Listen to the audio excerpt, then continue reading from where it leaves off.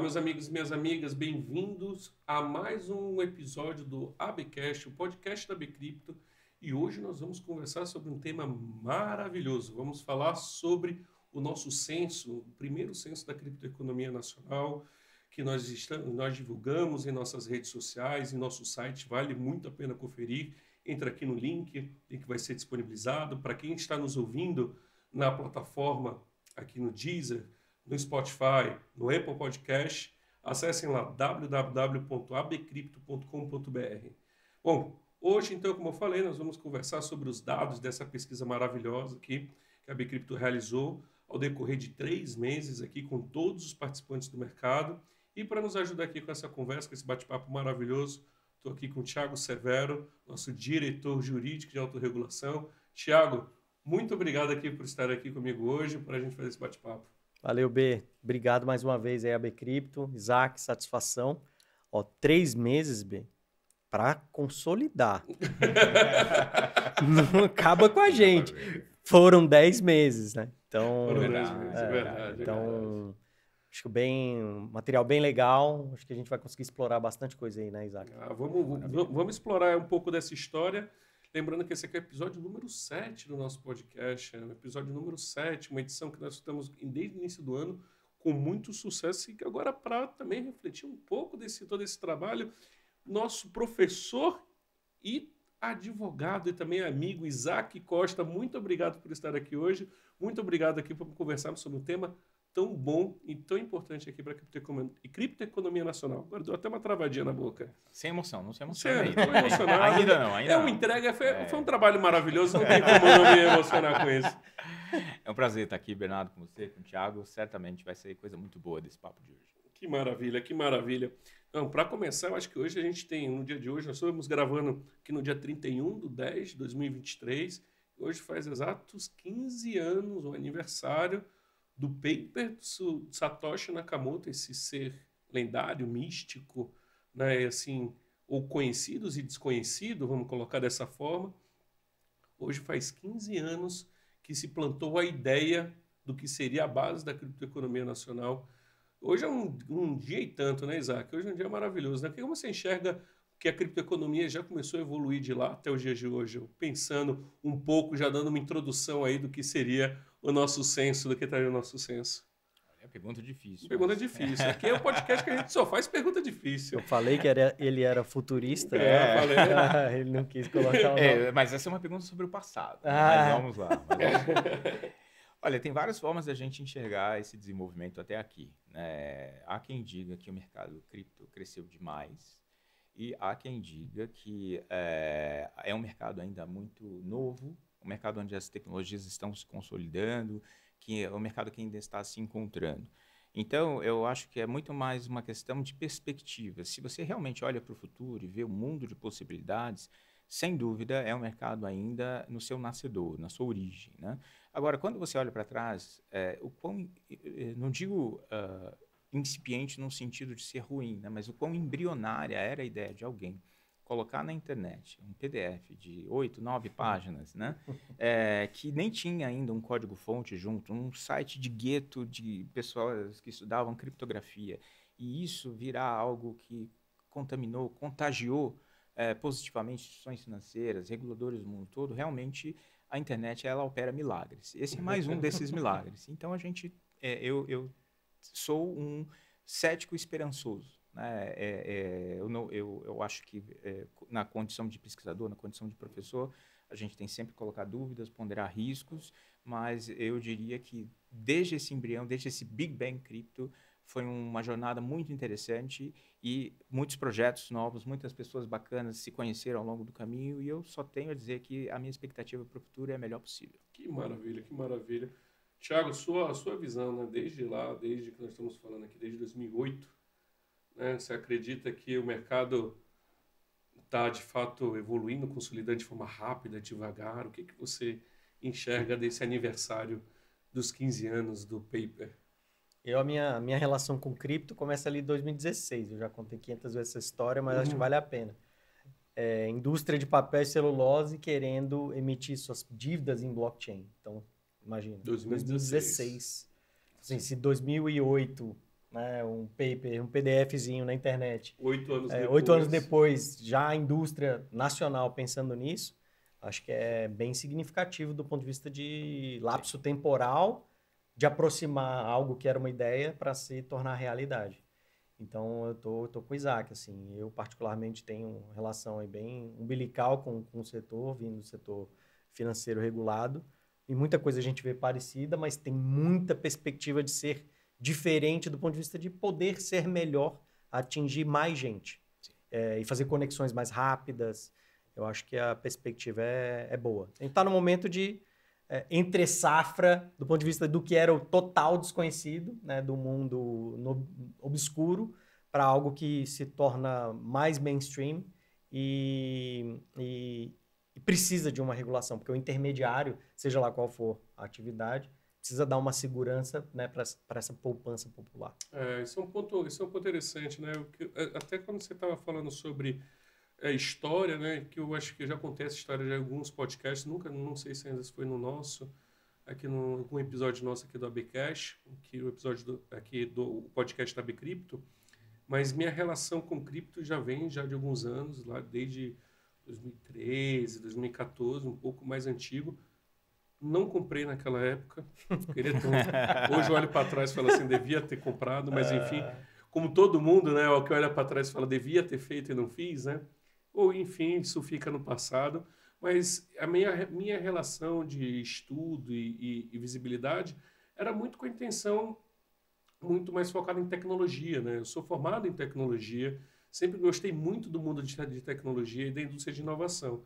Então, quando eu olhava o potencial do Bitcoin, olha que coisa, eu não olhava com o potencial de ser um meio de transferências pela internet. Eu olhava com um outro potencial, eu olhava assim e falava, cara, o banco de dados disso aqui vai revolucionar o mundo. Porque você não precisa mais de mega estruturas, de bancos de dados, computadores ultra, mega supervelosos para fazer bancos de dados. Agora você tem uma estrutura bem mais rápida. Era um olhar muito mais com infraestrutura naquela época. E com aquela época eu vinha acompanhando um pouco cético, vou ser bem sincero, quanto à aplicabilidade econômica do Bitcoin em si. Bem cético em relação a isso. Tornar algo uma moeda não é simples, não é fácil, né? Assim como uma coisa que eu sempre brinco, né? Do 0 a 1, há um esforço descomunal para poder fazer isso acontecer. Algo ganhar valor de 0 a 1 é um esforço muito grande, é uma energia muito grande imposta, né? Colocada ali naquilo.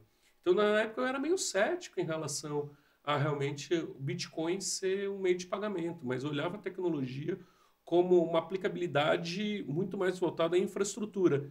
E olha, em 2017, né, quando trabalhava numa infraestrutura de mercado financeiro aqui do Brasil, quando eu observei e comecei a observar mais a aplicabilidade ali da rede Ethereum, eu comecei a olhar pelo outro meio. Eu comecei a falar assim, a infraestrutura do mercado financeiro agora eu acho que passa por um processo evolutivo. Eu acho que essa evolução, de fato, a blockchain, a criptoeconomia vai começar, de fato, a aparecer. Não existe esse termo ainda. Esse termo foi surgir anos depois, mas, de fato, eu comecei a observar ali a aplicabilidade do mercado financeiro. E hoje, né, claro que eu observo a cripto de diversas formas, tanto como meio de pagamento, quanto meio de investimento, tudo isso existe, eu acredito, não sou mais cético como era, ao contrário, sou apaixonado, entusiasta por isso, mas eu observo que ainda não alcançamos o potencial completo. Sim. Eu não sei se vocês concordam com isso, né? Mas eu acredito que ainda tem muita coisa a se desenvolver e tem muita coisa nova a aparecer, né? Sem dúvida. A Austrália tem uma agenda, né, 2030. Talvez seja uma jurisdição, pelo menos o Isaac conhece muito mais que a gente do ponto de vista de pesquisas, mas isso me impressionou bastante ali, tendo que começar a entender um pouco mais ali do mundo cripto do ponto de vista de interagir, né, com autoridades, principalmente as locais. E esse estudo da Austrália me chamou a atenção. Você vê, 2030, a gente faz a conexão de fato, né? Então, a gente está falando hoje aqui de 2023, falamos de 16, falamos de 2008, Exato. mas a conexão numa expectativa na Tá demorando Austrália, um pouco. até no ano novo, né? Começa antes. Talvez seja por isso. Talvez Então, seja assim, por a isso. Austrália, Estão sempre à frente. Austrália, do nosso Austrália que tempo, está sempre um tempo à frente. Bitcoin já é $100 mil na Austrália. A gente está falando de 2030, será um marco aí de conexão e, né, virada de chave. Sei, acho que a tendência é quanto mais atores do mundo regulado e do mundo não regulado se conversarem para utilizar a tecnologia para isso, acho que a gente tem um caminho. Sim, mas eu queria colocar um ponto aqui, Bernardo, aproveitar, já que você está falando em crescimento, né, em grande potencial, não dá para ter essa discussão sem medir. A gente não consegue controlar aquilo que a gente não mede. Então, essa iniciativa da Bcrypto de produzir esse censo, eu acho que se insere num contexto que tem dois grandes objetivos, na minha leitura. Eu não fui idealizador do projeto, vou deixar o Thiago e você aí contarem a origem desse projeto, mas eu acho que uma lição que a gente tem é a seguinte. Em primeiro lugar, eu tenho uma cartografia, né, desse território para saber quais são os serviços, o que é cripto para além das exchanges. Você falou, né? Puxa, eu não olhava como meio de pagamento, como forma de transferência, eu olhava como infraestrutura de mercado. E essa dualidade aparece nos resultados. Você tem alguns serviços que têm mais cara de infraestrutura de mercado, você tem outros serviços que têm mais cara de intermediação e pagamentos, e surge também uma terceira categoria de serviços, a gente vai falar disso, que diz respeito à emissão, a empresas que de alguma forma estruturam operações financeiras emitindo cripto. Então, é como se a gente tivesse uma perspectiva estática, né, na origem da captação de recursos, quando a gente fala de emissores, depois uma perspectiva dinâmica da negociação, da circulação desses títulos, né? E, em terceiro lugar, a infraestrutura, que dá base a tudo isso. Então, esse eu acho que é um primeiro achado interessante desse cripto, desse censo que foi organizado pela Bcrypto. E, em segundo lugar, também, o tiro de meta para que a gente crie uma série temporal de alguns dados quantitativos, né? Qual é o porte das empresas no setor? Quem são os sócios, quem são os donos dessas empresas, né? Que atividades reguladas que elas exercem, qual é o nível de maturidade do seu compliance, foram todas perguntas que buscam não um diagnóstico, não um juízo de valor sobre o mercado cripto, mas simplesmente uma fotografia, né? Para que a gente possa ver ano a ano como esse mercado vai crescer e, de fato, verificar se essa promessa se cumpre ou não. Não fala-se muito em crescimento do setor cripto, mas a gente tem que medir esse crescimento. E não só isso, né, Isaac? Também, quando a gente olha da perspectiva de regulação, quando vamos falar de impacto, análise de impacto regulatório, com base em quê? Então, Exato. é um ponto, como você falou, bater o tiro de meta. Exato. E aí a gente vai medindo. Né? Exatamente. Então, Isaac, eu posso considerar que estamos medindo o PIB aqui ou a gente está medindo uma outra... eu estou fazendo um outro indicador assim, para o setor? Olha, o PIB ele é uma medida de fluxo, né? Nós temos uma única métrica nesse relatório, né, que ainda foi autodeclaratória, né, nas métricas quantitativas, que diz respeito ao volume financeiro que foi processado para essas instituições, na hipótese de pagamento, então na hipótese de volume negociado de cripto, né, e o faturamento. Então, se tem alguma métrica nesse relatório que dá um indício, dá um cheirinho do que seria a contribuição desse setor para o PIB, esse seria o ponto de partida, mas eu acho que a gente está no nível ainda de célula-tronco para a gente desenvolver e chegar efetivamente a responder uma pergunta que é: quanto a criptoeconomia contribui para o PIB do Brasil?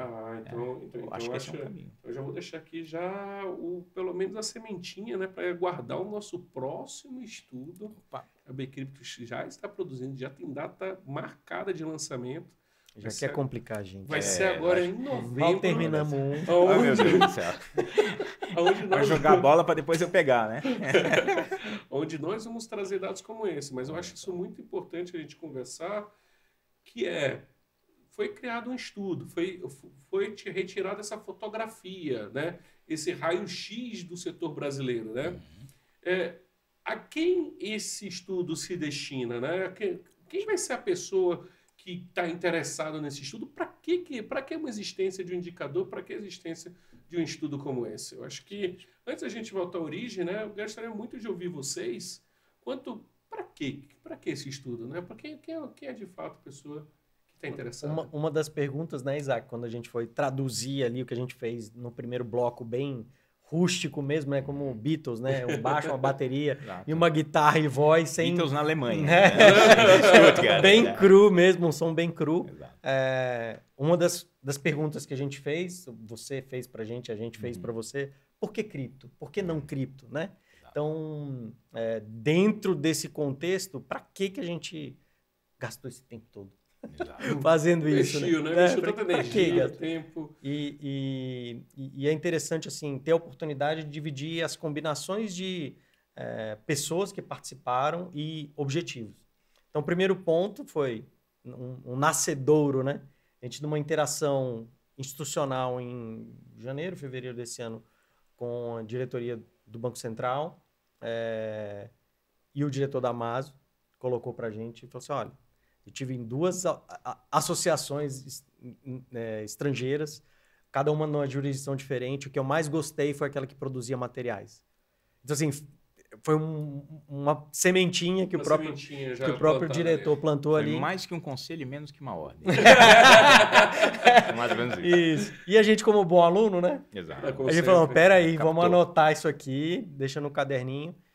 Interações subsequentes aí com a área técnica do Banco Central, a gente idealizou a 4 mãos, junto com o regulador, um primeiro questionário, de novo, rústico, pensando em alguns blocos, né? Então, quantidade de pessoas, capital, assim, a gente não inventou a roda. Então, tudo dentro, todas essas informações, do ponto de vista de perguntas, estão dentro dos formulários hoje de qualquer entidade que presta informação para um pedido de autorização no âmbito do Banco Central. Então, a gente selecionou algumas que a gente... regulador, de uma forma geral. Isso. Né? Então, assim, uma boa prática, vamos dizer assim, adotada por todos eles. Então, a gente pensou num primeiro bloco, fazer essas perguntas, o regulador validou, vamos seguir, aplicamos a pesquisa e das respostas, o gênio conseguiu colocar de pé aqui. O Isaac teve um trabalho muito importante, que é daquilo que a gente consolidou de informação bruta, tem uma primeira leitura, a gente conseguiu evoluir nas perguntas e responder as perguntas, né, Isaac? Okay. Então, assim, eu acho que é importante dividir essa combinação de etapas e do porquê. Para quê? Por que a gente fez isso? Exato. Né? Mas é somente regulador que interessa essas informações? Não. Ou a gente tem mais públicos que podem usufruir? Para que eles vão usufruir dessa informação? Perfeito. Temos mais... eu acho que essa pergunta, por que cripto, tem um pouco a ver com isso, na medida em que uma pergunta recorrente sobre quem se debruça sobre a criptoeconomia, sobre quem se debruça sobre o setor por que raios eu vou querer comprar ou vou querer emitir um ativo tokenizado quando eu posso fazer isso numa infraestrutura regulada com mais segurança jurídica? Que benefícios eu vou ter? Quem vai fruir esses benefícios? Vai ser quem presta o serviço? Vai ser o investidor? Vai ser o consumidor? Então, nós inserimos no relatório uma seção, temos, né, o censo foi publicado em 2 sessões, em 2 produtos, em 2 documentos, um sumário e um relatório. Nós inserimos exatamente uma seção por que cripto para tentar provocar os leitores, que são esses grupos que eu já vou revelar, logo após o intervalo. Suspense aqui, né? Clica aqui no link dos reportes. Estou usando a estratégia do Mr. Beast, já que está no YouTube, é para segurar a retenção. Já clica aqui no link. Já clica no link. Já vou ter minha chave Pix ali. Né? Não, mas dito isso, a gente tentou se conectar com 4 grandes segmentos, né, de interessados.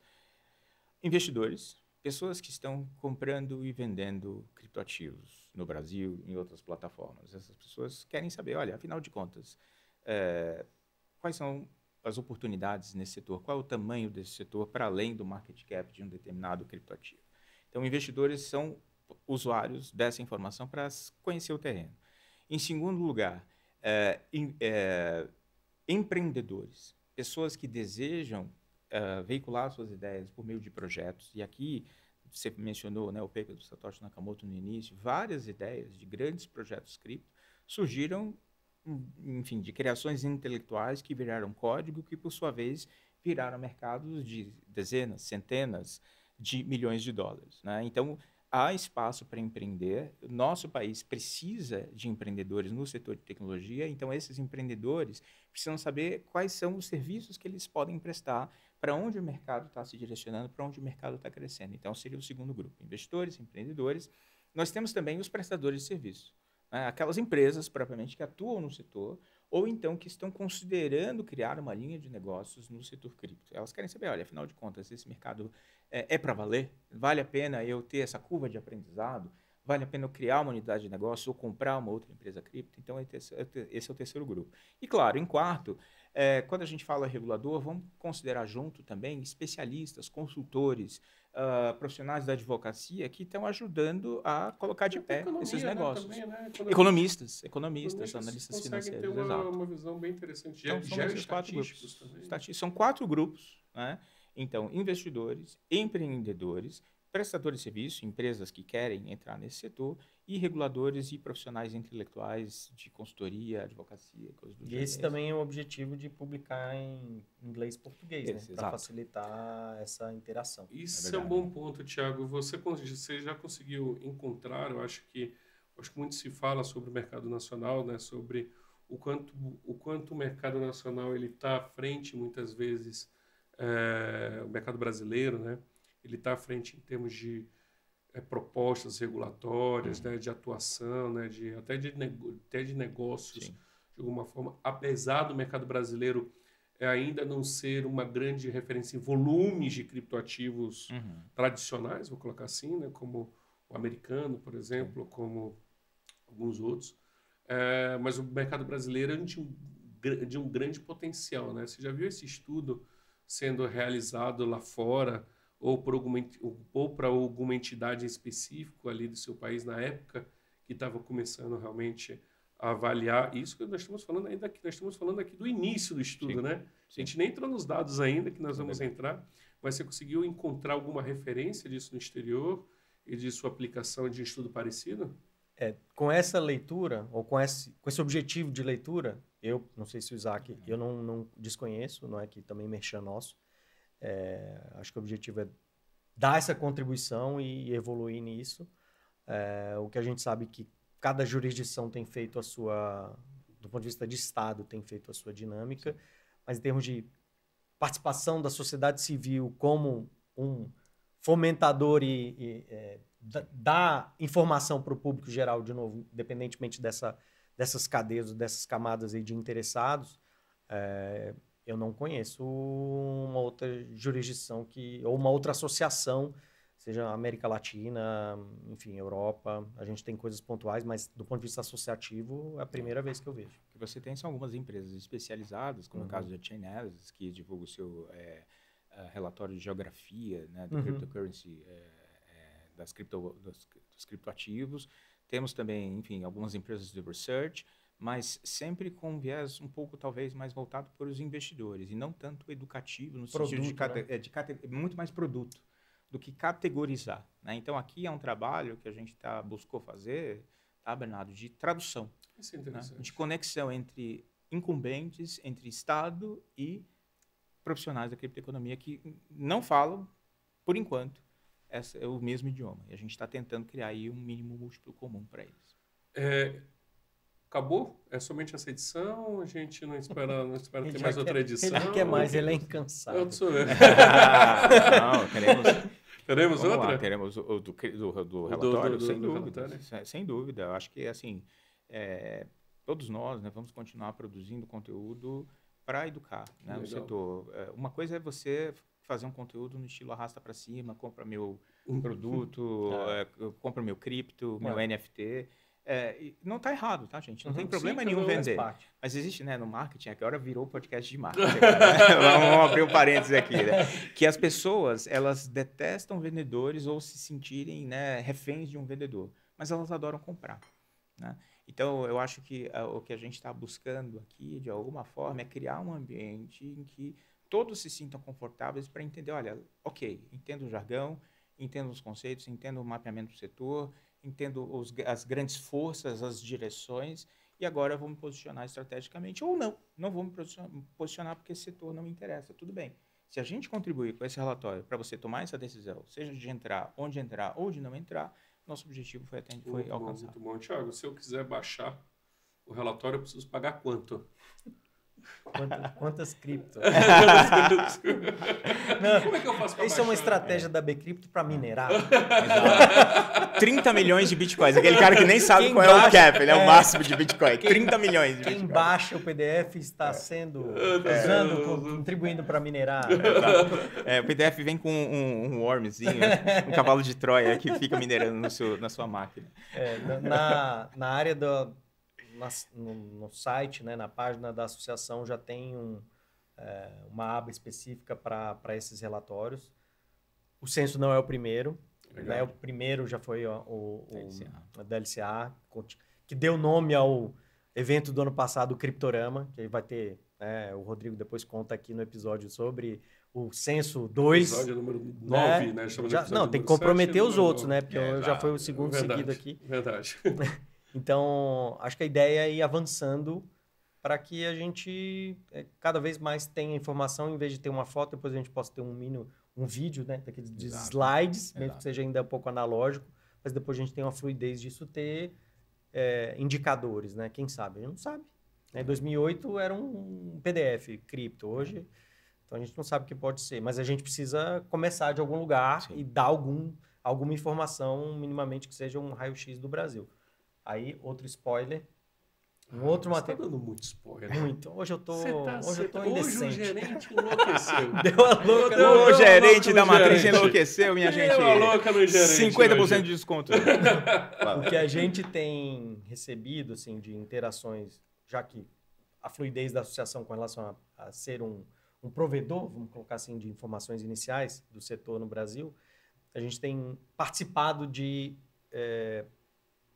outras discussões em fóruns, não só do ponto de vista de regulador, para quem é o investidor brasileiro. Então, esse é o próximo. Qual o perfil? O que faz? Então, onde ele vive? Onde ele mora? Do que ele se alimenta? Como se reproduz? Então, o do ano que vem, pelo menos, né, a gente espera aí até o final do primeiro semestre, ter um raio-x do investidor brasileiro. Quem é esse cara? O que ele compra? Por que ele quer cripto? Agenda cheia, hein? Agenda cheia. Culpa sua, presidente. Culpa sua. Nós estamos falando agora do primeiro censo da criptoeconomia nacional, que novamente está disponível no nosso site, aberto a todos. Pode entrar lá, www.abcrypto.com.br. Estou com um pouquinho de dificuldade. Né? Na área de reports lá. Na área de reports, na área de informações e relatórios. Entre lá no site, abaixem o relatório, está lá, está disponível. Esse não é o primeiro. Em seguida, a gente vai vir aqui com o panorama da criptoeconomia brasileira, que ele traz aqui dados e informações, que vai ser lançado agora em novembro, que ele vai trazer dados e informações que falam sobre, mais do ponto de vista econômico, né? Então, quanto que movimentou, quanto foi arrecadado de impostos, quantos empregos gerou, né? E agora, ali mais ou menos em janeiro, em fevereiro, temos aqui um novo também estudo. A gente começa em janeiro e fevereiro. Começa. Calma. Começa ali em janeiro e fevereiro. Um outro trabalho também te procurando ali a radiografia do investidor brasileiro, né? Para que ele compra cripto? Ele fala tanto de usabilidade, a gente quer saber na veia o que é isso, né, para o brasileiro. Exato. Qual é a percepção? Isso é muito importante. Mas eu acho que sobre esse cripto em particular, eu gostaria de, se você me permite, Bernardo, trazer talvez as grandes lições ou das grandes conclusões. Eu acho que para um podcast, principalmente, né, pessoas que não estão vendo os gráficos, pode ser um pouco entediante a gente ficar falando de percentuais. Sem dúvida. Né? Então, mas o que eu queria rapidamente em um tweet, tipo Marília Gabriela. Pinga-fogo. Pinga-fogo. Mas acho que, em primeiro lugar, talvez a grande contribuição desse relatório é a identificação de segmentos do setor. Até mesmo para educar futuros participantes, né, de outras versões desse censo, a gente sentiu um pouco de dificuldade dos próprios respondentes em identificar o escopo do serviço que eles prestam. A gente identificou 2 grandes polos de respondentes.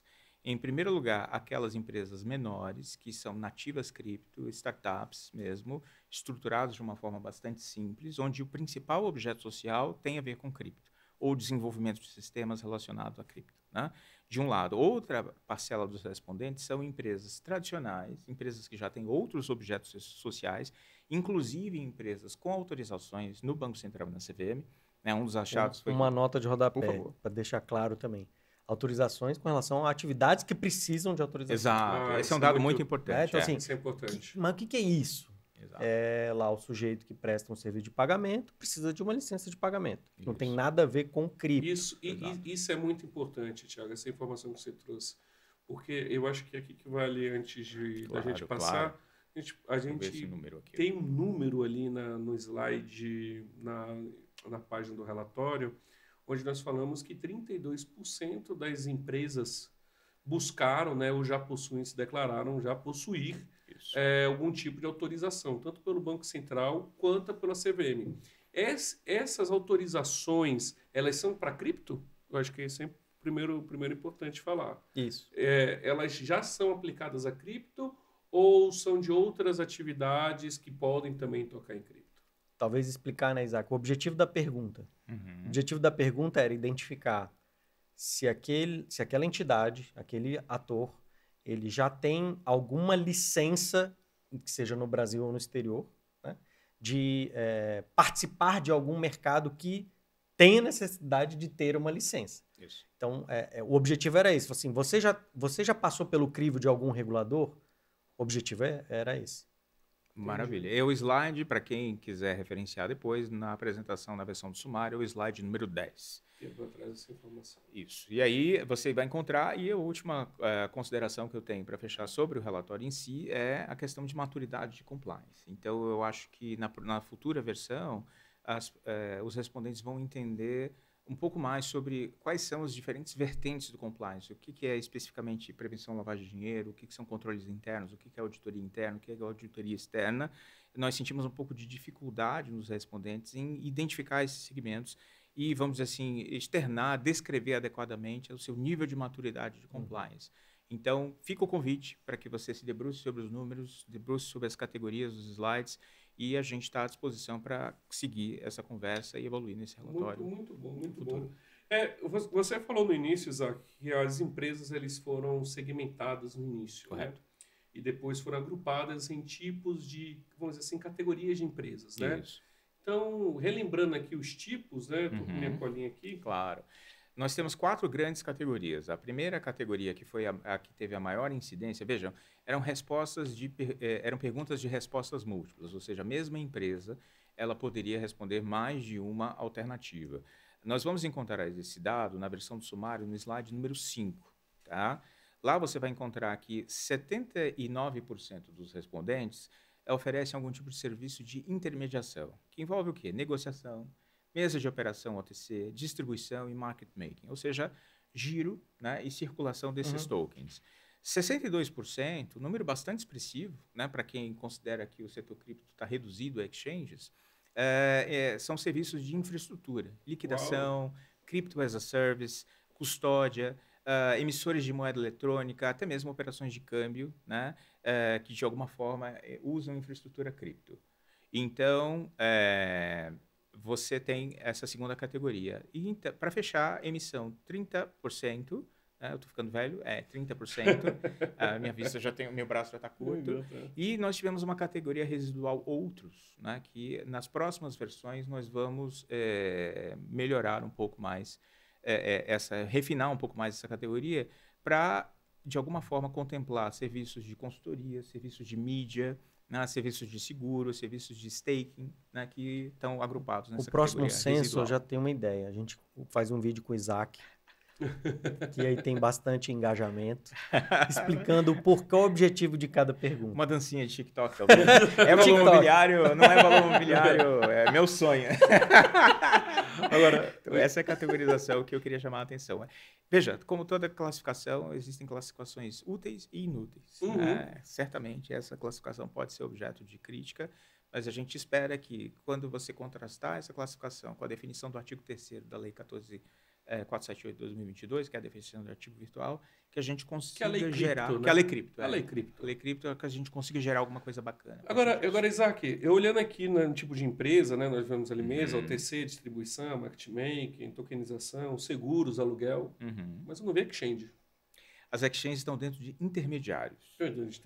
Na verdade, eu preferi utilizar o termo, né, intermediários dentro de negociação. Por quê?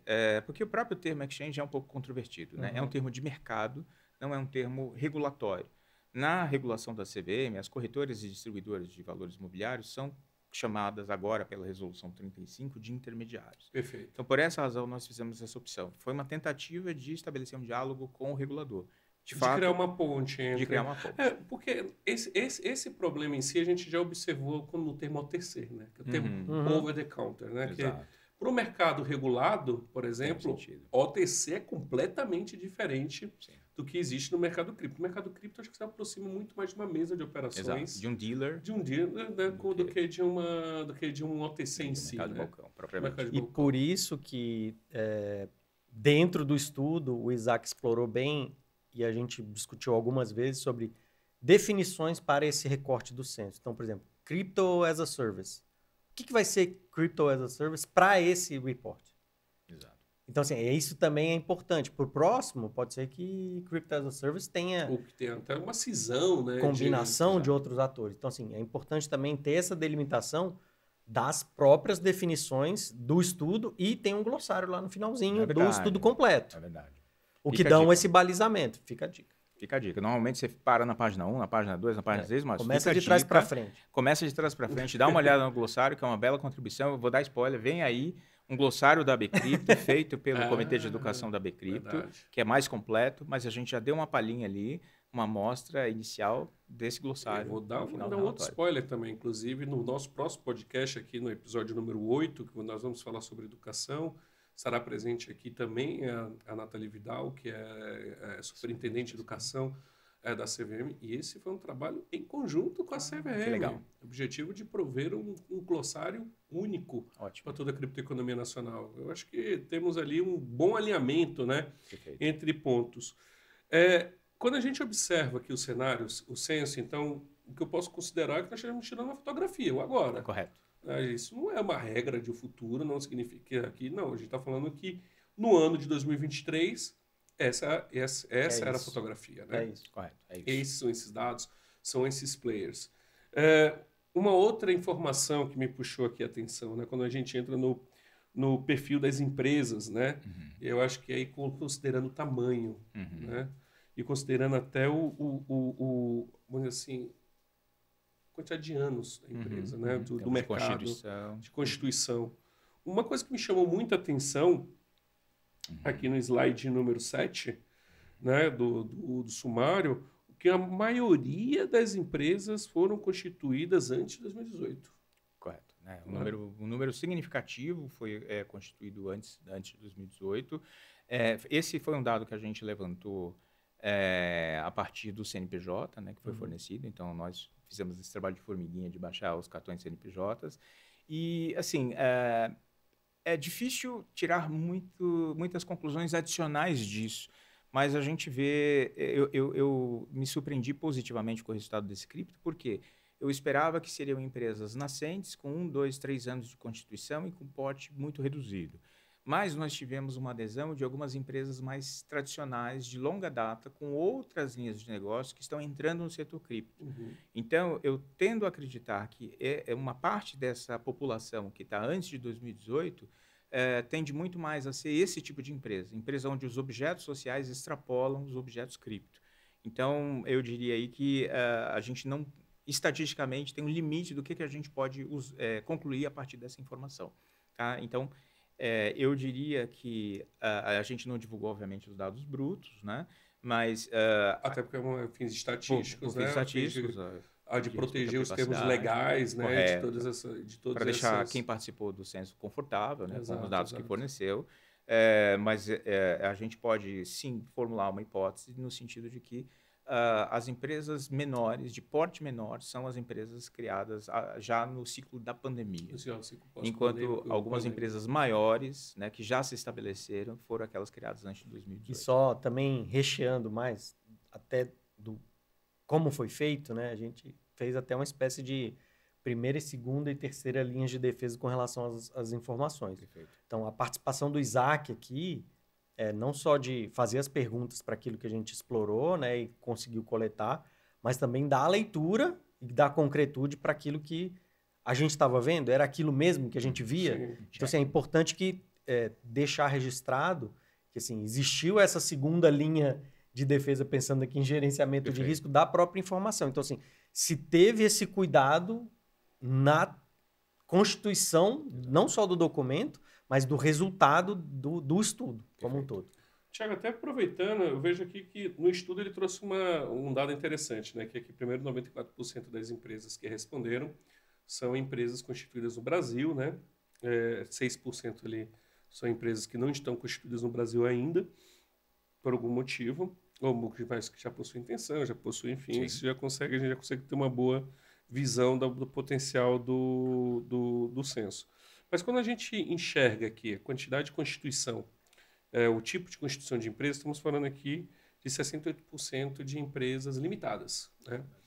Quando a gente vê uma integração da criptoeconomia com o mercado financeiro, né, cada vez mais entrando aqui no mercado financeiro de capitais, essa constituição de empresas limitadas, ela é algo comum no mercado financeiro ou não? Ou você enxerga que aqui vai ter um processo, esse processo de encaixe em termos de constituição de empresa também vão ter que sofrer mudanças quando acontecer esse encaixe da criptoeconomia no mercado financeiro ou não?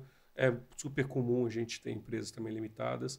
É uma dúvida que eu tenho sobre, poxa, cada vez mais que a criptoeconomia entra no mercado financeiro, joga as mesmas regras no mercado financeiro, e na medida também que o mercado financeiro vai adaptando suas regras para adicionar a criptoeconomia, o modelo das empresas também vão ter que se modificar? Eu acho que essa é a dúvida. Legal, é boa essa. Se a gente der primeiro separar, né, dar um passo atrás do que é um regime de responsabilidade, a gente vai ver lá num projeto de lei da senadora Soraya, que a professora Camila Duran participou, também dando os créditos, né, para todo mundo que participa do mundo cripto. São muitas pessoas, a gente não pode esquecer. Existe uma discussão sobre qual é o regime mínimo de responsabilidade que precisava ter de uma empresa, um intermediário, seja ele VASP, um prestador de serviço de ativo virtual, conceito genérico, pode ser o cara de tecnologia, pode ser o cara que emite, negocia, custodia token. Em dois regimes, uma responsabilidade limitada ou uma sociedade anônima fechada. E isso tem implicações diferentes do ponto de vista de transparência das informações, governança e até mesmo amanhã, né, substituição, controle, etc. Então, esse é um passo atrás. Voltando para o mundo cripto, por que importa saber isso? Primeiro, a gente precisa entender, em uma leitura inicial, qual o porte dessas empresas e, pensando no regime de responsabilidade, quem que vai, eventualmente, né, de novo, responder por algum tipo de dano, consequências da atividade empresarial. Então, isso é do direito, não é exclusivo do mundo cripto, mas o que a gente vê de maneira maior é que é natural, até eventuais regimes tributários vinculados ao regime de responsabilidade. Respondendo a sua pergunta com relação a empresas limitadas ou SA fechada no sistema financeiro. É normal, uma DTVM pode ser limitada, não é isso que importa. O regime de responsabilidade, de novo, ele vai estar vinculado a quem, ou na física ou na jurídica, dentro das suas limitações, responde por algum tipo de dano ou responsabilidade que possa vir a surgir ao longo do exercício dessa atividade empresarial. Então, na nossa leitura, aí também deixo aqui para o Isaac, acho que é natural ver um início efervescente do ponto de vista de ter mais limitadas do que eventualmente, até porque a carga é maior do ponto de vista de gestão, informações, tributação. Então, para aqueles que estão nos ouvindo aqui e têm essa preocupação... Não é prejudicial ser uma limitada ou não ser prejudicial. Isso que eu acho muito importante. Então, para aquelas pessoas que estão nos ouvindo aqui, esse impacto, né, essa mudança que traz cada vez mais a integração, ele não necessariamente traz um impacto sobre a forma de constituição da empresa, sobre sua tributação, ou sobre sua forma, né? Muito mais em relação ao objeto de negócio e forma de constituição perante aos órgãos reguladores que mais interessa. Né? Vamos só apimentar aqui. Hein? Se a gente for falar de entidade autorizada no sistema financeiro, aqui sistema financeiro, leitura ampla, sejam aquelas entidades, né, sujeitas aí à autorização e fiscalização do Banco Central ou CVM. A responsabilidade do controlador é ilimitada. Tem uma lei 6.024/74 que diz ali, artigos 39 e 40, agora um pouco de juridiquês aqui, que atribuem responsabilidade ilimitada, né, vai atingir o patrimônio do controlador ou do grupo de controle para sanear qualquer tipo de problema, liquidez, etc., dentro de uma entidade autorizada. Então, vê só, a gente está no mundo cripto, como é que a gente vai ficar com relação a esse regime? Porque a lei 14.478, ela... Né, Isaac? Ela não trata disso. Mas se a gente está sujeito ao Banco Central, a gente está sujeito a 6.024? Tem uma série de... Né? Tem evoluções aí do ponto de vista jurídico. E quando a sua pergunta, B, faz em mim pensar já no regime de liquidação. Isso. Então, isso é interessante fazer essa combinação. Por que é uma limitada? Por que é um regime do SA fechado? Quais são os impactos ali tributários, etc., de governança, mas também qual é o impacto se quebrar. Mas esse eu diria que é um problema do Thiago do futuro. Não, meu não. Para ajudar quem está nos ouvindo, né? A gente está no slide 7, só para fechar, Bernardo, sobre essa discussão. O que o Thiago acabou de falar tem a ver com a pergunta que está escrito grupo de controle. Ali a gente tentou identificar quem são os sócios dessas empresas para verificar, nos casos em que os sócios não são as pessoas naturais ou sociedades, né, que controlem aquela empresa, será que tem holdings constituídas no Brasil, holdings constituídas no exterior? Será que tem fundos de investimento? Essa é uma pergunta que foi colocada no censo, junto com outras perguntas, que, na verdade, muito provavelmente virão na norma do Banco Central. Tá? Então, o censo foi uma espécie de ensaio para a gente tentar sondar o que vai vir nos questionamentos do Banco Central. E no final do dia é entender assim, quem manda na lojinha? É isso. A pergunta do controlador é essa. No final do dia, quem é que aperta o botão do play? É isso. Queria entrar numa pergunta agora mais econômica. Ai, meu Deus. Quando a gente entra mais, eu acho que do ponto de vista mais geoestatístico, mais estatístico, né? Olhando aqui no slide número 8, vemos aqui o volume de operações, o número de faturamento, né? Temos também aqui a quantidade de número de funcionários, enfim, quantidade de clientes. O que a gente observou foi uma base, né? Foi um número inicial extremamente grande, né? Então, estamos falando aqui que mais 63% possuem volumes abaixo de 100 milhões, um faturamento abaixo de 73% declararam ter um faturamento abaixo de 10 milhões, número de funcionários, 84% declararam ter menos que 100 funcionários, e número de clientes aqui, pelo menos mais de 75% declararam ter menos de 100 mil clientes. Né? Ou seja, uma empresa de varejo com menos de 100 mil clientes abertos. Quando a gente olha essa perspectiva, qual a conclusão que a gente tira em relação ao setor brasileiro, né? E também em termos de perspectiva, o que você já consegue olhar em termos de perspectiva em relação aos próximos censos? Olha, essa informação é uma pergunta difícil, hein? Pergunta de prova, eu gosto de fazer pergunta difícil. Que é isso, Eu adoro fazer pergunta difícil. De prova oral. Olhar na lente da verdade. Ali, Veja, estatisticamente, né, nós temos que tomar muita cautela com generalizações, né? Eu diria, e até nem a gente utiliza nada estatisticamente muito rebuscado aqui, o mínimo mesmo aqui de medidas de tendência central e posição, mas o ponto aqui talvez seja, nós temos um setor que está nascendo, que ainda em termos da sua volumetria, da sua contribuição para o PIB, ainda é difícil da gente mensurar isso. Eu acredito que algumas empresas decidiram não participar do censo exatamente por conta dessas perguntas, então a gente tem um problema de referência circular. É um dado sensível, eu preciso desse dado para ter realmente um retrato adequado do setor, mas eu tenho dificuldade de obter esse dado. E eu acredito que essa fotografia, Bernardo, ela é muito limitada para a gente fazer qualquer conclusão. Tá? Eu acho que, por hora, o que a gente pode dizer é que temos alguns grandes players que estão fazendo experimentos, temos empresas nascentes e o que nós sabemos publicamente é que, de fato, temos alguns unicórnios e empresas também que já tiveram operações relevantes, de volumes de tokenização. Então, para esse tipo de análise, o censo teria que ser complementado com uma espécie de pesquisa qualitativa com base em alguns estudos de casos de empresas mais relevantes. Não chega a ser uma regra de Pareto, mas eu diria que talvez 5% do setor seja responsável pelos grandes números. e 95% do setor ainda estejam empresas em diferentes estágios. Não estou dizendo que elas sejam ruins, pequenas, ou que elas vão morrer, mas elas estão em um estágio, é normal isso. Né? É normal. O setor novo, né? Como você mesmo colocou, né? O setor novo, normalmente, a base, ela é muito mais expandida do que, vamos dizer assim, do que a classe mediana, né? Do que a classe média, né?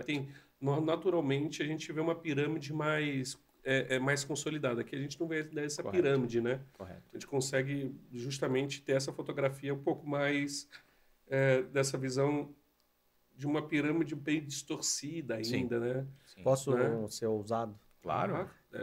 Saindo do número propriamente dito ali, se a gente pensa em transformação mesmo, é o varejo. A gente olha os números do Pix como infraestrutura de mercado, que é isso que o Pix é, uma nova forma de se liquidar. Olha a adesão do brasileiro. Sim. Então, se a gente pega cripto e faz essa conexão não só com Pix interno, operações de varejo, mas também um Pix transfronteiriço, existe um potencial, pelo menos na minha leitura inicial, de grande adesão do brasileiro. Porque o brasileiro eu tenho 2 celulares, todo mundo tem 2, 3, né? Então, o brasileiro ele adere à tecnologia. Sim. Então, o Pix, não só tecnologia, mas também operações de varejo. Sim. Então, se a gente fizer se a usabilidade, que é o raio-x do investidor, se concretizar do ponto de vista de varejo, por isso que eu posso arriscar. Porque, como juridicamente, eu acho que a gente tem uma perspectiva de um mercado muito diferente desse número que a gente tem hoje. Por isso, respondam o Censo 2. Respondam o Censo 2. Uma problematização que vai ser difícil para fazer em futuras versões primeiro, o quanto dessa receita efetivamente no caso das empresas que têm negócios não cripto, né? O quanto desse faturamento, quanto desse volume a gente consegue segregar especificamente dos negócios cripto. Esse é um desafio. A gente não sabe, se nós colocarmos uma pergunta dessa natureza, se a gente vai conseguir obter esse dado.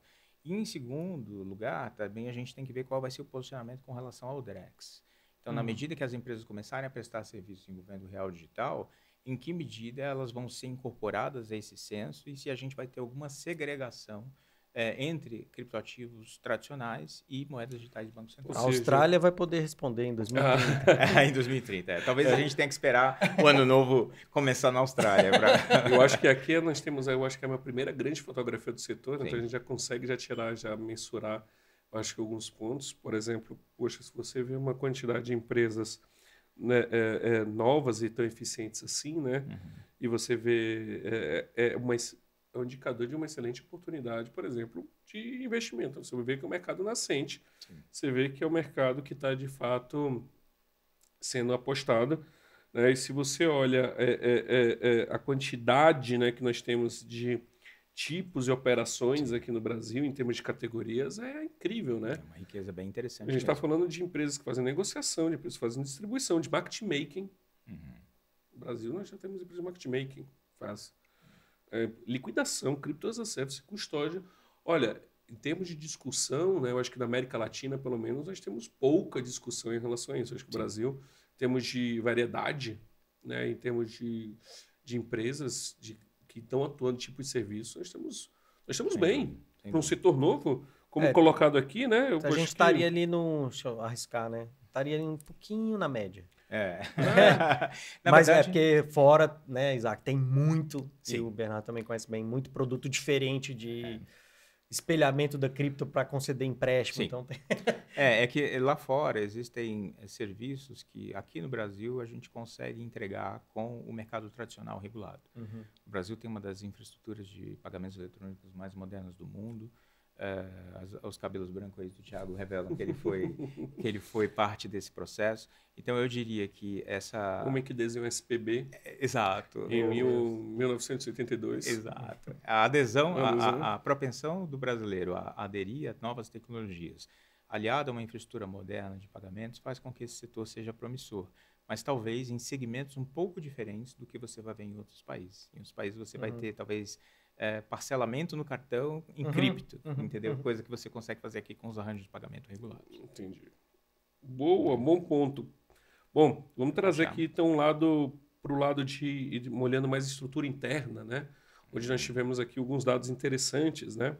Primeiro que foi já possível avaliar, né, que de empresas que decidiram, optaram por estruturar suas atividades internas, aqui vou dizer compliance, prevenção à lavagem de dinheiro, riscos operacionais, atendimento ao consumidor, cibersegurança e dados pessoais, auditoria interna e auditoria externa. Agora, a auditoria externa não se tem como internalizar, mas de empresas que tanto internalizaram quanto fizeram aqui uma terceirização, né, desse setor também, né? Sim. Dessas opções. E nós vemos, por exemplo, que boa parte dos respondentes aplicaram que riscos operacionais e controles internos, estamos falando aqui de empresas terceirizadas, terminam sendo terceirizados e contratados para fazer. Por outro lado, né, atendimento ao cliente, 57% responderam aqui que internalizaram, né? E compliance, nós temos ali 67% dos respondentes falando que investiram em estruturas internas de compliance, né? Então, um outro dado que chama atenção é a utilização de auditoria externa, né? 38% declararam ter algum tipo de auditoria externa e auditoria interna, né? Onde 49% declararam ter estruturado algo, ou equipe, ou time, ou de auditoria interna. Dentro dessa visão sobre estruturação interna, né, o que você enxerga ali que chama mais atenção em termos desses números, né? Até quando comparado com outros tipos de mercado, o que você enxerga hoje sendo as principais pontos a se trabalhar do setor e os principais pontos assim que surpreenderam em relação à estruturação interna aqui das empresas? Só dar uma intro aqui. Isso que eu ia te pedir. Você olhou para mim, eu já entendi. Que, de novo, eu e Isaac, a gente discutiu pelo menos umas 5, 6 rodadas de perguntas antes, né, da gente materializar isso, né, Isaac? Então, quando a gente explorou, o Isaac fez a pergunta sobre isso, o objetivo aqui, o que a gente quer olhar? Era pensar em linhas de defesa. Perfeito. Qual é a governança mínima? Não precisa ser o suprassumo. Você tem, você não tem, e como que funciona organicamente. Perfeito. É isso. Então, os respondentes tiveram um pouco de dificuldade em entender esses diferentes segmentos. Eu acho que é um trabalho de educação que vem sendo feito, né, pela Bcrypto com o código de autorregulação, com os seus selos, né, de conformidade. Eu acredito que talvez a grande conclusão, né, há algumas conclusões desse slide. Eu não sei se o copo está meio cheio, meio vazio, ou ele tem o dobro do tamanho que ele deveria ter. São diferentes formas de você enxergar esse fenômeno. Em primeiro lugar, né, eu acho que claramente as respostas elas sugerem que nós não estamos diante de um setor anárquico, né? Nós estamos diante de um setor que já fez investimentos em alguma estrutura de compliance, seja ela interna mais cara ou que envolve uma cultura organizacional um pouco mais complexa, seja uma estrutura externa que ainda é um processo relevante, mas talvez a empresa ainda não tenha porte suficiente para trazer isso para dentro da sua própria estrutura. Desculpa interromper, claro. mas eu acho que é interessante porque assim, empresas novas já fazem investimentos, né? É a ideia do compliance by design. Você já começa do jeito certo. Então, tem empresas aqui no Brasil que já compraram essa tese, já estão implementando essa tese do compliance by design. Então, esse é um ponto muito importante. E aí, eu gostaria até de comentar, né, existe um estereótipo, um preconceito em torno do setor cripto, no sentido de que, em virtude da tecnologia, sempre se buscou sonegar tributos, lavar dinheiro, fazer coisa errada, etc, etc, etc. Então, é muito importante compreender que hoje, para estabelecer um diálogo com as instituições financeiras tradicionais, para estabelecer um diálogo com o Estado, você tem que separar esses dois segmentos. Aqueles segmentos que entendem que a intervenção estatal é indesejada, que compliance é custo de observância desnecessário e que regulação não é bem-vinda. É compreensível o discurso desse segmento, né? E, de outro lado, aqueles que querem dialogar com o mercado financeiro tradicional. Então, a gente tem que reconhecer um grupo de empresas que já há alguns anos tem feito isso aqui no Brasil. Isso, de alguma forma, está retratado. O que a gente espera é que, no futuro próximo, esses percentuais subam consideravelmente e convirjam para 100%. Eu acho que esse é um ponto, né? Eu acho que esse primeiro censo mostrou, Thiago, não sei se você concorda comigo, depois de tanto tempo também participando de da indústria financeira, vendo o amadurecimento também da indústria financeira, o mercado brasileiro passou por um processo muito forte de amadurecimento também. A gente observa um primeiro censo onde nós vamos ver, talvez, nos próximos aqui, até com a projeção de regulação do Banco Central, investimentos maiores em governança. Eu acho que a gente pretende ter uma foto onde você vai vendo que esses investimentos vão sendo realizados mais em estruturas internas e controles e governança, e talvez aqui nos próximos anos tenhamos esse acompanhamento dessa mudança. Não sei se você acredita nesse ponto também, que a regulação, de fato, ela vai trazer ainda mais governança, mais estrutura para essas empresas. Não sei se você concorda comigo em relação a isso. Sim, no exterior existe já um mercado bem grande de RegTechs, de empresas que conseguem entender o que é a norma e dar a aderência da norma do ponto de vista terceirizado. Tá? Tô dando automatizando a conformidade. Automatizando, dando uma esteira de atendimento da norma. No Brasil, a gente não tem. Eu não conheço, Isaac, RegTech aqui. Então, se a gente tem um padrão, tem alguns ensaios, mas estão longe ainda do ponto de vista de ser automatizado. Né? Então, assim, se a gente tem RegTech, a gente pode ter Supervision Techs, que, de certa forma, vão ajudar, no final do dia, o próprio regulador a enxergar o mercado. Sim. Quando a gente tem um mercado sadio, a gente tem mais investimento, enfim, propensão, né, a desenvolvimento ainda maior. Então, eu acho que, na primeira leitura, minhas conclusões, o nível de maturidade, de entendimento que precisa ter, eu entendi como satisfatório, pelo menos, né, dos respondentes, que tem respondente que não é associado da associação. Sim, isso aqui é importante deixar aberto a todos e deixar claro que aqui foi um questionário aberto à internet, né, onde todos tiveram que tiveram que apresentar ali seus dados e suas informações para garantir, né, que era uma empresa de fato que estava respondendo, né, mas que estava aberto a todos, né, sendo associados ou não, estava aberto a todo o mercado. Né? Então, acho que a primeira leitura é positiva, apesar de ainda ser, de novo, embrionário, um tiro de meta aqui, como o Isaac colocou bem. Mas acho que a gente vai ver essa fluidez de padronização quando a gente realmente tiver a primeira norma do Banco Central, ou até a mesma consulta pública. Isso vai ter uma dinâmica de se encaixar em ter um status que todo mundo identifique mais ou menos o que faz, como é que eu faço, e aí outros provedores de serviço possam vir a atender o mercado cripto, e aí vai subir. Mas eu fiquei bem positivamente surpreso que existe uma cultura de governança. Isso é super importante. Isaac, o que você imagina como virão aí, fazendo exercício de futurologia, né? Como você imagina que vão ser os próximos censos aqui? O que você acha que vai trazer, que você já percebe que com o movimento regulatório no Brasil, com o movimento de investimentos, que você também está muito interligado com isso, que você observa muito o movimento macroeconômico Brasil e também microeconômico criptoeconomia, como você enxerga que aí são um chute mesmo, algumas visões suas de setores que também passaram pelos mesmos números e hoje os números são completamente diferentes. Por onde você acha que temos de fotografia que podemos aguardar nos próximos censos? Olha, eu acredito que a evolução que a gente viu nos relatórios sobre fintechs talvez não é o ideal, existem nuances que diferenciam esse mercado, mas eu diria que talvez um aumento no número de empresas, né? O relatório do distrito, principalmente acho que é importante reconhecer o mérito do distrito, o trabalho pioneiro que eles fizeram nesse mapeamento, foi mostrando ao longo do tempo vamos dizer assim, um Big Bang. Era um outro momento de maior liquidez no mercado, de empresas que estavam sendo constituídas com o intuito de serem vendidas, não que isso seja uma coisa ruim, mas era natural, né? Eu diria que a gente vai ter um refinamento das categorias nesse censo. Algumas categorias vão se consolidar como sendo realmente frentes desse mercado. Outras talvez desapareçam ou se tornem irrelevantes, esse é o primeiro ponto.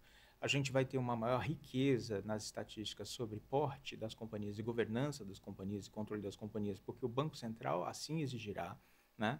Então, o processo de autorização vai fazer com que nós tenhamos uma categoria de empresas autorizadas ou em processo de autorização e empresas não autorizadas que, não, na verdade, eu nem sei se elas vão querer participar do censo, porque, em princípio, elas estarão cometendo alguma infração, que é oferecer serviços de ativos virtuais sem ter autorização. Então, vamos até, para não problematizar, excluir. Então, dessas empresas que ou estão em vias de serem autorizadas ou já têm autorização, nós vamos ter informações mais padronizadas e mais ricas. Perfeito. Tá? Então, eu acho que é uma segunda conclusão. E para fechar, na parte de compliance, certamente a gente vai ter maior educação dos respondentes a respeito dos diferentes segmentos e tendo a acreditar que nós veremos percentuais mais elevados. Bom, então essas são, acho que, as tendências. E talvez a mensagem mais importante é entender que existe uma parte do setor cripto que tem compromisso com a regulação e que não é na linha do imposto é roubo, sonegar legítima defesa, lavar dinheiro é crime sem vítima. Faça câmbio sem IOF. Exato, faça câmbio sem IOF. Enfim, são agentes econômicos racionais, uma economia mais libertária, é uma visão de mundo que a gente tem que respeitar, mas é uma visão que traz problemas. A regulação ela não é perfeita, a intervenção do Estado ela tem efeitos colaterais, a diferença entre o remédio, o veneno e a dose, mas o ponto querem segurança jurídica, né? Quando você quer segurança jurídica para o investidor institucional entrar, né, tem até um meme circulando hoje que é Bitcoin em 2013, né? Vamos destruir os bancos. Bitcoin em 2023. Pelo amor de Deus, BlackRock aprova o ETF e joga dinheiro de investidor institucional e de banco dentro do setor. Eu acho que a gente não precisa ir no 880 nesses dois extremos, tá? Mas eu tendo a acreditar que a principal mensagem desse relatório é que a gente está no caminho certo de construir um mercado íntegro, um mercado transparente, um mercado que não utilize a tecnologia para fins nocivos e que proteja o investidor e a estabilidade financeira. Maravilha. Thiago, o principal ponto que você observa aí do relatório que mais chama sua atenção aqui para a gente concluir? O que você, fazendo um desfecho do idealizador do relatório, né, já que teve desde o início plantando a primeira semente, que trouxe toda essa ideia, que começou essa pedra fundamental. O que você enxerga aqui do relatório em termos de pontos positivos, né, e de tendências que você imagina que podemos considerar aí? Legal, acho que primeira leitura, mais geral, abrangente, sobre o censo a Lei 14.478, ela foi certa nesse momento. Uhum. Porque a gente tem 4 blocos de coisas que foram definidos. Isso é importante. Então a lei acertou. O da lei para esse momento foi equilibrada. Foi equilibrado. Ruim com ela, pior sem ela. Minha visão pessoal. Então você vê a 14.478 que não tinha noção, né, de audiências públicas, mas não tinha essa noção. Mas não tinha esse dado refinado. Não tinha essa leitura mais, o caminho que eu estou indo. Mas vê como se acerta, né? Uhum. Primeiro eu defino do que não é cripto, que a gente mesmo, tem que definir o que é. Não, vamos definir primeiro o que não é, ok? A gente tira, né? Depois, todos esses sujeitos são pessoas obrigadas, então tem que estar lá, artigo 9º da lei de lavagem, tem que comunicar o COAF. O terceiro bloco ali incrementa questões de crime e tal, para essas coisas que acontecem aí, que faz parte do mundo, desde que é mundo. E tem mais um ponto da lei, que são quatro coisas, mas... Programa de fidelidade? Não. 4 temas da lei. Código de Defesa do Consumidor. Linhas gerais, esses 3, eles consolidam bem aqui, o que precisava para aquele momento de existir da 14.478. E o quarto, óbvio, delega a competência que o decreto regulamentado indica quem vão ser os reguladores, que é essa combinação que faz parte do mundo, né? Você fala, não, tem que ser só o Banco Central, CBM. Não, no mundo, Israel, você tem 3 entidades. Né? Você tem um Banco Central, você tem uma CVM, você tem um outro agente mais novo que faz aí a análise do que é cripto e fazendo a interação entre os 3. Estou falando de Israel porque é a jurisdição com mais desenvolvimento em tecnologia, pelo menos que eu conheço. Os vários polos de startups do mundo, né? Então, quando a gente olha a 14.478, eu vejo e olho para o censo e falo assim, caramba, meio que se acertou aqui. Na dose, aproveitando o ponto do Isaac, da dose do remédio. Então, acho que nessa linha, acho que a gente está indo bem. E vamos lembrar, né, que quando nós estamos falando aqui de ambiente regulatório e segurança jurídica, é aquela que não traz excesso de segurança nem falta dela, mas acerta da medida, né? Exato. Não pode apertar demais. Não pode apertar demais. Meus amigos, muito obrigado aqui por esse bate-papo hoje, para todos aqui mais uma vez que nos ouviram até o final. Entre no nosso site. Quem não dormiu, quem não dormiu. Quem tá acordado ainda. Agora eu vou sortear um brinde. Entre lá no @Isaac Costa no Instagram. @Isaac S. Costa. S. Costa. Mas me acha no LinkedIn, então, Caramelo Sensual. Já chutou um balde, já é fim de podcast. Isso aqui tem uma coisa boa. Ainda tá gravando? Ainda tá gravando? Gravando, tem uma coisa boa nessa caneca aqui. Não, brincadeira. No LinkedIn é o melhor lugar para a gente se conectar. Vai ser um prazer aí continuar desenvolvendo esse trabalho e discutindo. /Isaac Costa, é isso? Eu acho que é... Eu realmente vou Também ver. Também tem no censo. Não lembro qual é. Mas tem no rodapé. Lê no rodapé. Lê no rodapé. Tem no censo, tem no censo, entre lá. Também siga aqui a Bcrypto nas redes sociais, @Bcrypto, né? Aqui tanto Instagram, quanto LinkedIn, quanto Facebook. Enfim, estamos presentes até no X, o antigo Twitter. Olha só. X, agora mudou, né? X o nome, eu acho meio estranho, mas... Acho. Elon Musk, eu acho que ele sabe o que faz, não sei ainda se ele... Quem somos nós, né? Quem somos nós? Mas, enfim, também estamos presentes lá no antigo Twitter, no X. Meus amigos, muito obrigado aqui por esse bate-papo hoje. Nós entramos um pouco mais a fundo aqui, falamos do nosso relatório que está disponível lá mais uma vez no site www.abcrypto.com.br. É o primeiro de muitos que já traz uma bela de uma fotografia, talvez inédita aqui no mundo, né? Acho que esse é um ponto interessante sobre o mercado brasileiro, que tem tanto potencial, que todo mundo tanto fala sobre isso, né? Muito obrigado, Bernardo. Isaac, muito obrigado. Thiago, muito obrigado. Valeu. Valeu, obrigado. Até a próxima. Até a próxima.